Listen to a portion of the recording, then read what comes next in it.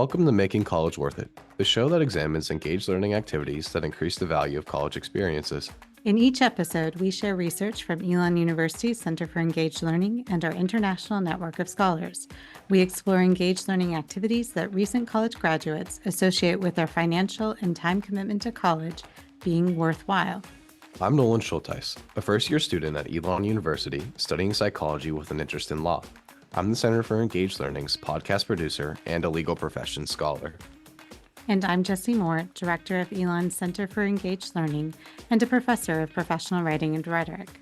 In this episode, we'll focus on study away, which can include global learning abroad, but it can also include global learning closer to campus. We'll talk to Amanda Sturgill, associate professor of communications at Elon University. She is the author of Detecting Deception, Tools to Fight Fake News, and the co-editor of Mind the Gap, Global Learning at Home and Abroad.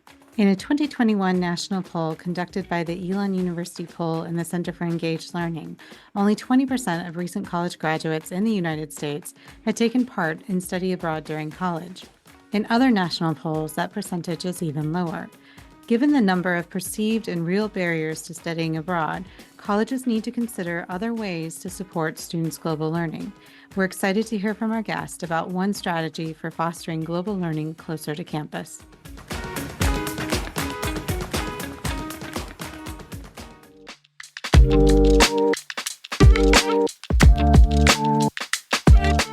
Hi, my name is Amanda Sturgill, and I am an associate professor of journalism at Elon, and I also teach in our media analytics and graduate programs. I've always been interested in global learning. Even before I came to Elon, I was able to teach abroad for a summer, and I've also been interested in sort of community-based learning is what we would call it at Elon. A lot of places would call it service learning, but basically the sort of integrated into the community kind of opportunities for students that also produce some social good. And so there's a lot of overlaps between all of the high impact practices in learning, but I feel like in particular between global learning and study away and the community-based learning, there's a lot of really interesting overlaps. I felt like when I first came to Elon and started doing study abroad kind of things with our graduate program, that it was a great and rich program, but it also had opportunities to be better by being a more intentional program, by exploiting some of the things that students could learn specifically from being away from campus. So that was the thing that made me first interested in it. Thank you. And can you tell us a little bit about your edited collection, Mind the Gap, Global Learning at Home and Abroad? Yeah, absolutely. So Mind the Gap came about as a product of a multi-year research seminar that we did through the Center for Engaged Learning. And so we had scholars from around the US and Canada, many different types of institutions, everything from community colleges to Research One institutions. And we also had people in a bunch of different types of positions at universities. So we had some faculty, we had some staff who worked in study abroad offices, we had some staff who worked in other kinds of offices. And being able to have those different perspectives really made it for a very rich research seminar. The research seminar split into multiple groups who investigated different aspects of mostly study abroad in our case. Most of the people who came into our seminar were interested in that. One of my seminar co-leaders, Neil Sabania, was interested in study away or domestic off-campus study, as he would call it. And I was interested in that too. So that ended up being the chapter that I contributed to the collection. And you anticipated my next question because you do also have a chapter in the collection. Your chapter is called Crossing Borders at Home, the Promise of Global Learning Close to Campus. What prompted you in the context of the collection and the research seminar to really want to push that thinking about what global learning can look like in communities closer to campus?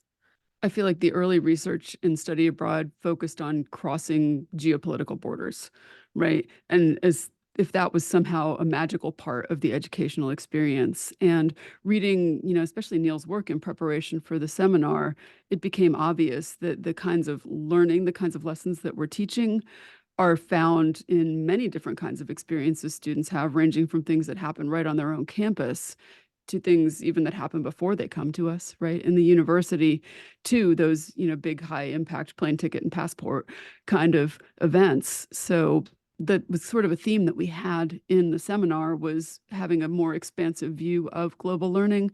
But I did feel like the domestic off-campus study deserved its own attention in that, instead of just being sort of a part of other people's chapters.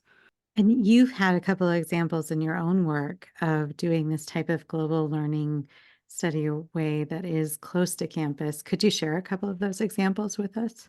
Yeah, absolutely. So I'm a professor in a professional school, which means that in addition to learning the theoretical underpinnings of the journalism and media industries, we also learn how to do and how to actually create those journalistic products. In order to do that, we need to have subjects to write about. So it's really a natural fit. And there's often need out in the community for good communication artifacts, good communication products like websites and brochures and videos and all of those other kinds of things. Many potential community partners would benefit from those, but are not able to have the funding to do it with professionals. So they work with us. That being said, a couple of things I can talk about. One was a project that we did out of the School of Communications that actually involved 5 different classes working with one community partner. So we had a food bank here in the county where Elon is located that was quite enormous in its operation. They had about 5,000 clients per month who received food from them over a multi-county area. And they mostly just needed content that they could share as a way of doing development, as a way of letting people who supported them know the kinds of work they're doing, those kind of things. So we had 2 writing classes, 2 video classes, and a web development class, all working together for that one community partner to create content for them. And we actually did investigation of the learning from that. And we found both sort of attitudinal good feeling kinds of changes, which is most of the research in off-campus learning is, did students feel good about what they did? And they did. And the community partner was happy and all of those kinds of things. We actually did some pre and post testing of student knowledge, and we found that there was a difference in their knowledge as well as their attitudes about people in poverty and about the role of the media in representing economic diversity. So that was one. I do teach in our graduate program in interactive media, and we have a centerpiece project that is part of that program. So the students all take cohorted classes in the fall. In the spring, they take electives, but we have a January term here. And in the January term, the students in groups of 10 or fewer get on an airplane usually and go to another country, and they make a usually website for some kind of non-governmental nonprofit organization. It's a tremendously rich educational experience. Well, one year we had COVID. And because of COVID, we were not able to get on airplanes and go to places. And we tried our best to figure out a way to do that, even if it was going to be just going to another US state or going to someplace else in the US. And just because of the health concerns and the duty of care that we have to the people that we work with, right, that even if we weren't concerned for ourselves, we would still have to be concerned for the people that we're working with. I ended up doing a fly-in to Greensboro, which is about 30 minutes down the road here from campus. And I have to tell you, that was one of my most educationally rich fly-ins that I've done.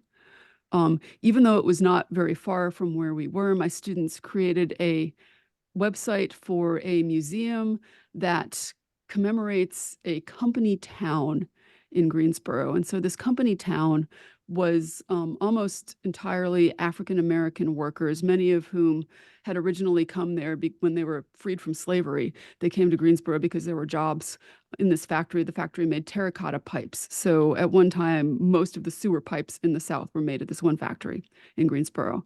And because of the laws that came up in Reconstruction and later, the town was very insular, right? They had their own schools, people had their own shopping there, all of those kind of things. And it's something that gentrification is kind of pushed out. Like, it's now an area in Greensboro that has a lot of car dealerships and those kind of things in it. There are still, though, a couple of streets there.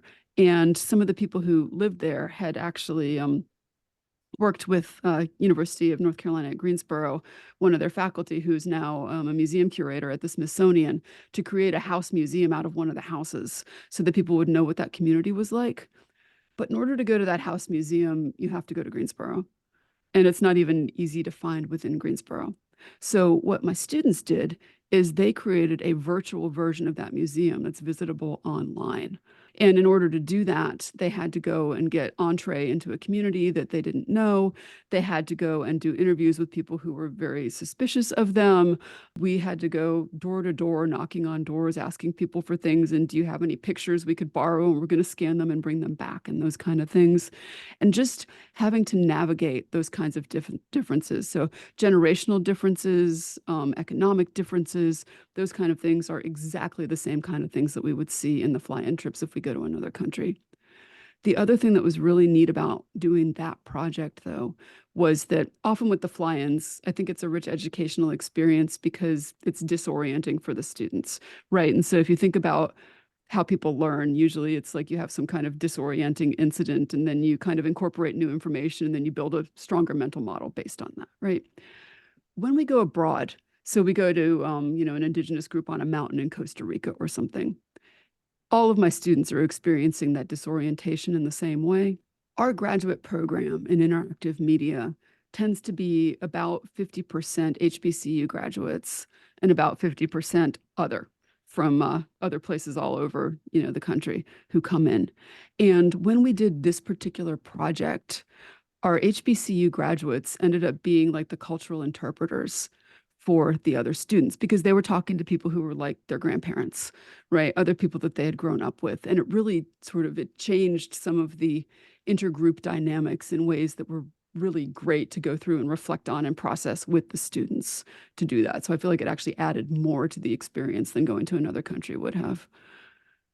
That's so cool, both the project itself, but also the learning opportunity for students and the many dynamics that were at play there. And I also love that some of the students who brought agency with that community were then able to be kind of a different form of leader within the project group. So that's really cool in terms of honoring the prior knowledge that they bring to, or the prior experiences that they bring.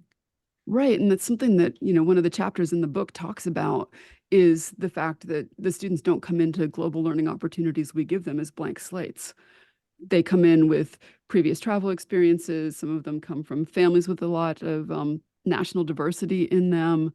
Some of them come in having always in their life been navigating code switching, for example. And oftentimes the experiences that we plan for them don't really take that into account, right? The strengths that the students are already bringing in when they come. Yeah. And I'll note just very quickly that the book that we're talking about, Mind the Gap, also came out during the pandemic at the very start of it. And so just in case you've missed it, we will link to it on the show notes for this episode, and we'll include a discount code so that you can get a discount on a copy. It's a great read, lots of really fun chapters, and I find myself citing it over and over again and pointing others towards it to think about how we're designing these learning experiences for students and the things that we need to keep in mind about what they bring and what they take away from those experiences. One other thing I would point out in the process of working with the seminar, one of the things I did was I attended the Forum for Education Abroad one time. And one of the things that surprised me, and I really wasn't aware of, is that there is a pretty big divide between how the staff who enable global learning programs and the faculty who teach global learning programs understand each other and understand the kinds of programs that they're putting together. So the fact that we had faculty and staff involved with the groups really adds something to the book, I think. Absolutely. Thank you for that addition. When I think of study away, I really kind of think of a cultural learning experience. And I know you had said when you took your students to this town, they kind of had a different look on what poverty is. And I think the study away really helps kind of break down ethnocentric barriers. I think that honestly might be one of the biggest things you can gather from it because, we as much as we have different levels of culture here at Elon, and we're able to mix with different groups, different people from different backgrounds, we really only live in our own bubble, I feel like most of the time. Like I'm aware of other cultures, but my own is obviously different than if I were to go travel somewhere else.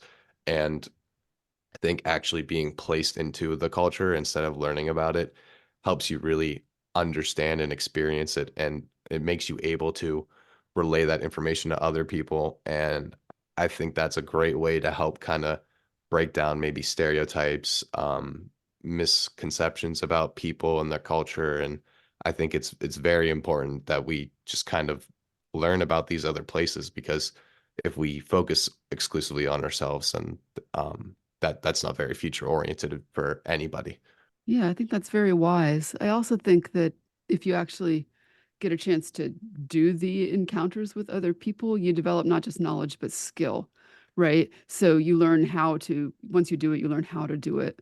And it makes you more courageous for your next opportunity. Oh, for sure. I mean, that social aspect of being thrown into a place you have no clue about, you don't know anybody. The people there don't know you. They look at you as an outsider. That does take a lot of courage to go up to those people and start trying to facilitate a conversation with them. And I think people that are willing to do that are some very good people and very honorable people, because that, I mean, like you said, it takes courage. It takes a lot of effort, and not everyone has that willingness and that ability to kind of try and break that social barrier. Most people are comfortable within like their own little world. And I think that something that is important to highlight there, Nolan, too, is that you are highlighting the ways that there has to be intentional engagement with the people that we meet and the spaces that we visit, the communities that we visit. It's different than if we're just going someplace to see the sights, but actually saying, no, I want to learn about the community. I want to engage and interact with the people here. Um, and Amanda, your example earlier of the food bank, I love that example because it's not a plane ride away. It is just a few miles away from our campus. I took my own students on a semester-long project in a school not far from that where that food bank was, and it's had similar outcomes where it really shifted their understanding of the challenges that families were facing, and it changed some of their perceptions of that some of the challenges weren't a matter of choice, but that there were real struggles there, and digging into some of the sociocultural factors that contribute to those struggles as well. So highlighting that both, Nolan, I appreciate that, and what you're picking up on is that there does have to be intentional engagement, and that requires risk. But as Amanda has noted, it gets easier over time the more that you do it. And so I think that that is also one of the rationales for why it's so important to build these experiences into our college curricula and make sure that students have those opportunities. I think you used an interesting word there, Jessie, which was building it into the curricula, because I also think that, and this is something, we found in researching the book, that if students have these experiences, but they don't have like intentional guided reflection on it, it can sometimes be like more damaging. It tends to just take whatever sort of incorrect or incomplete ideas they have and solidify them. That's a really important thing to highlight, and something I have been thinking about a lot. Here, at the center, we've been working on facilitating integration and reflection in the Elon experiences, and our Elon experiences include Study Away and Global Learning.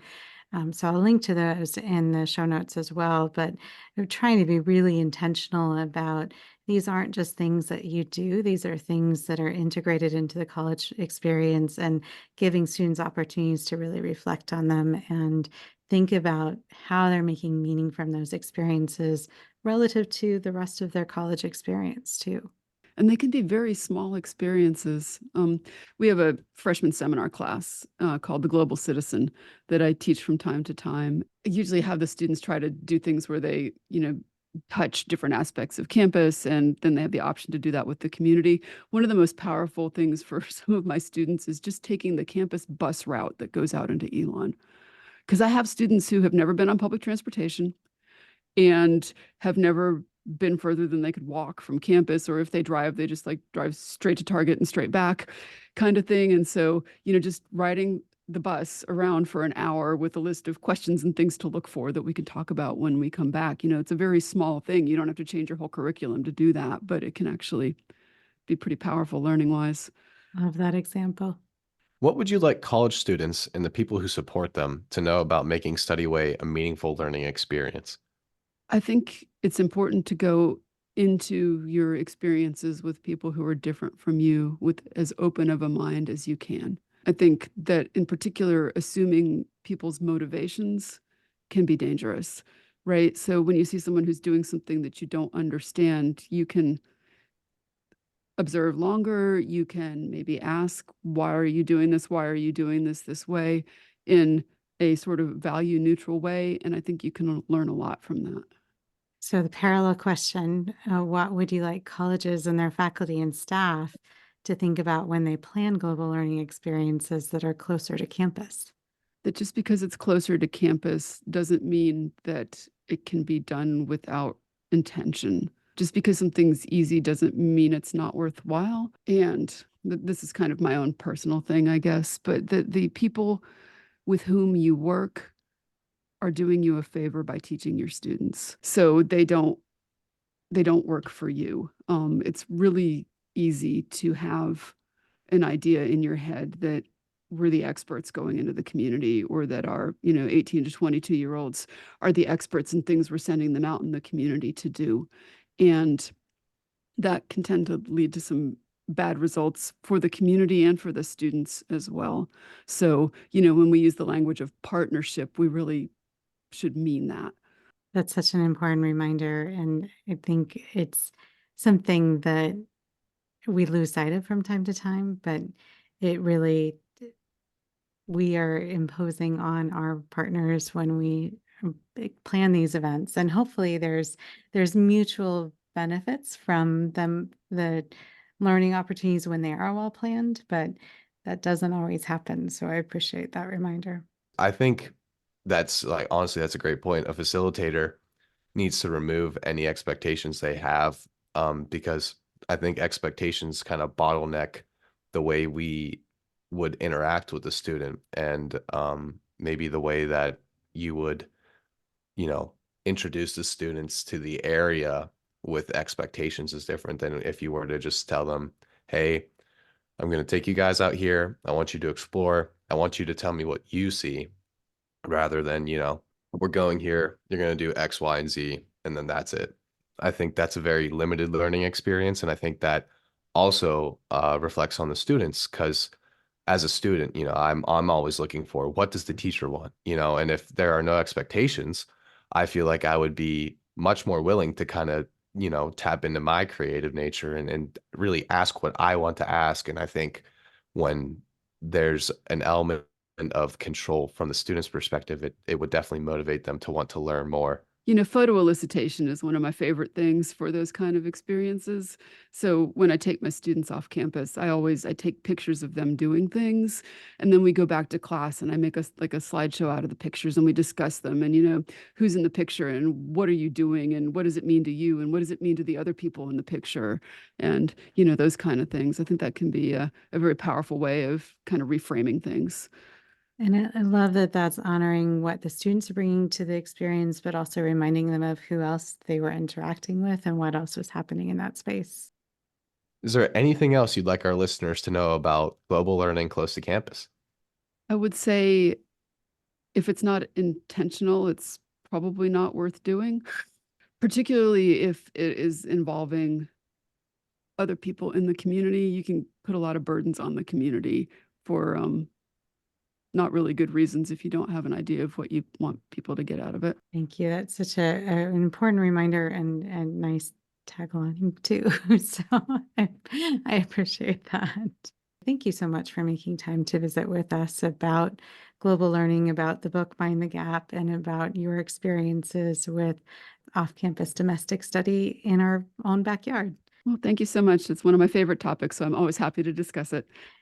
Thank you.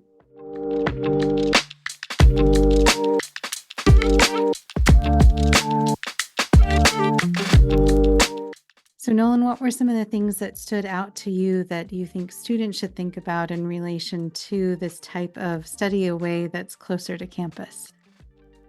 Really just the fact that things can be different, not even 45 minutes away from us. I don't think people consider that a lot. There's different living dynamics literally down the road, and I think being able to learn about that will make a person more open to just people and interacting with the world in general. I think a lot of people kind of want to stick to themselves and don't really want to commingle with other people and don't trust them. But I think that we really need to rebuild a sense of community, especially after COVID. I think that kind of really established a lot of social barriers for a lot of people and made it easier to kind of seclude themselves. And I think that with, traveling closely, even traveling abroad, it really enables us to get an idea and taste of different cultures and, just teach us a little that people out there are living differently. And, either we're fortunate or there are people unlucky that have to deal with certain things. And, it's important to be reminded that those things are out there and not to continually live in comfort and to try and push for making things better for those people.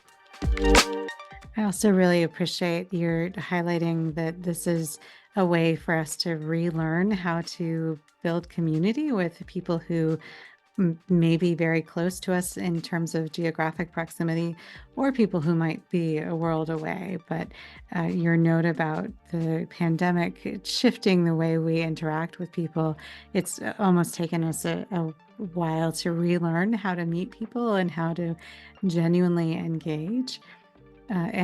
As we are thinking about that, I also appreciate Dr. Sturgill's note that any of these study away initiatives need to be conducted with intention, that we really need to think about our community partners, whether they're locally near campus or international partners, as partners, and really attend to how we're making sure that the experience is mutually beneficial, acknowledging the strengths and experiences that our community partners bring, not just what we and our students bring, but that there's a partnership that has to be fostered there with intention.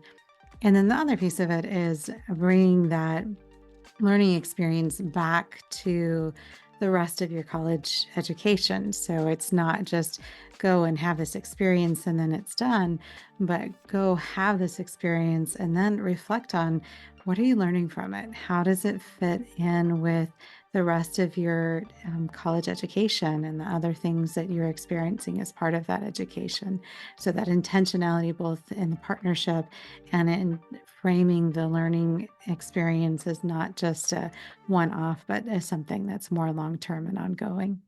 Following up on that, I would say that, the consideration and the actual going in with intent, I think would also need to follow in the reflection. I think reflection of what you did, what you said, who you interacted with also needs to be very meticulously looked at. I think if we just went out there and, talked to these people and we were like, oh, okay, that's cool. I learned that, but, I don't really care. How does that, affect me? That doesn't change anything I know. And I think that's the exact reason we need to send people out there, is to get rid of that idea, because once you get rid of that barrier, that's really whenever the community starts to get established and the reflection starts to actually mean something to you. Great point. Thank you.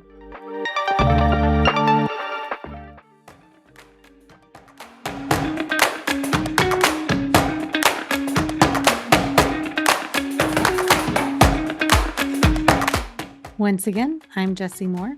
And I'm Nolan Schultheis. Thank you for joining us for Making College Worth It from Elon University's Center for Engaged Learning. To learn more about Study Away, including Study Away that's close to campus, see our show notes and other resources at www.centerforengagedlearning.org.